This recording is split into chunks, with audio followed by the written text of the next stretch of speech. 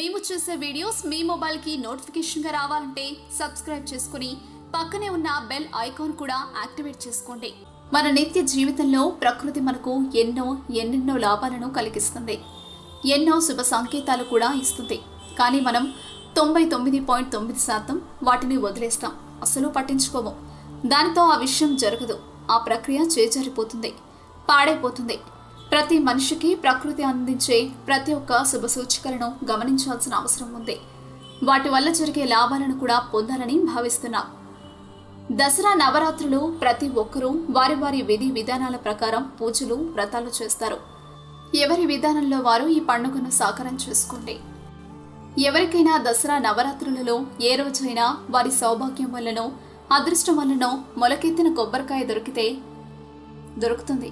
ఎందుకంటే ఇదేమి వింత కాదు, కొంచెం ముందే చెప్పి ఉంచితే తప్పకుండా దొరుకుతుంది। ఎంతో పవిత్రమైన శుభమైన కొబ్బరికాయ ఈ 9 రోజులలో ఎప్పుడు దొరికినా దాన్ని తీసుకోండి। ఇంటికి తెచ్చాక మీరు దేవుని స్థాపించి ఉంటారు కదా, దేవత ముందు ఒక పళ్ళెంలో బియ్యం పోయండి, కొన్ని వాటిని ప్లేట్కి సర్దండి, ఈ కాయను దానిలో స్థాపించండి। మీకు మనసుకు ఎలా అనిపిస్తే అలా ఆ నారికేలానికి పూజ చేయండి, బొట్టు పెట్టండి, ధూపాలు వేయండి। మీ మనసుకు ఎలా అనిపిస్తే అలా మనసారా పూజ చేయండి। అప్పటి నుండి ప్రతిరోజు దానికి ఇదే విధంగా పూజ చేయండి। 2 మంత్రాలు కూడా జపించాల్సి ఉంటుంది। రోజులో ఎన్నిసార్లు అయితే అన్నిసార్లు జపించండి, అధికంగా। ఒకవేళ మీరు రోజంతా జపించలేకపోతే కనీసం రోజుకు ఒక మాలగా జపించడం చాలు। 2 మంత్రాలు 2 మాలలు అయినా రోజంతా జపిస్తే ఇంకా మంచిది। ఆఖరి రోజున దేవిని జల విసర్జనం చేసే ముందు పూజ చేసి పళ్ళెంలో పెట్టిన కొన్ని బియ్యం తీసుకుని ఆ కొబ్బరికాయను కూడా తీసుకోవాలి। తీసుకున్నాక ఒక ఎర్రని సిల్క్ వస్త్రంలో బియ్యం మరియు కాయను చుట్టి ఈ పూజా మందిరంలో స్థాపించండి। రోజు పూజ చేయండి।